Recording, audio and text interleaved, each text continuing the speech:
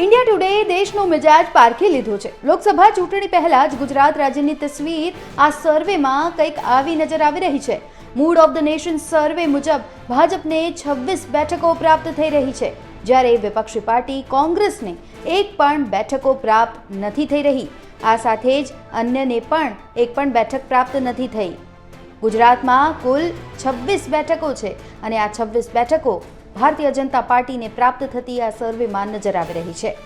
એટલે એકવાર ફરી વર્ષોની સત્તા ટકાવી રાખવા માટે ભારતીય જનતા પાર્ટી અડીખમ ઊભી છે ગુજરાતમાં। એકવાર ફરી સર્વે મુજબ ભાજપ ગુજરાતમાં લોકસભાની ચૂંટણીમાં બાજી મારશે। બીજી બાજુ કોંગ્રેસ કંઈ ખાસ કમાલ નથી કરી શકી।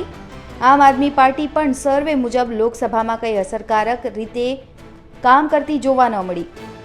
વોટ શેરની પણ વાત કરી લઈએ તો ઇન્ડિયાને 26.4, એનડીએને 62.1, અન્યને 11.5% વોટ શેર પ્રાપ્ત થયું છે।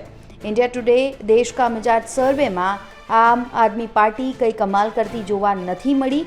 ગરજતા વાદળ વરસ્યા નથી, એમ જ આમ આદમી પાર્ટી ગરજી પણ વરસી નહીં એવું લાગી રહ્યું છે અને ભારતીય જનતા પાર્ટી એકવાર ફરી ગુજરાતમાં કમળ ખિલાવવામાં સક્ષમ થઈ હોય તેવું લાગી રહ્યું છે।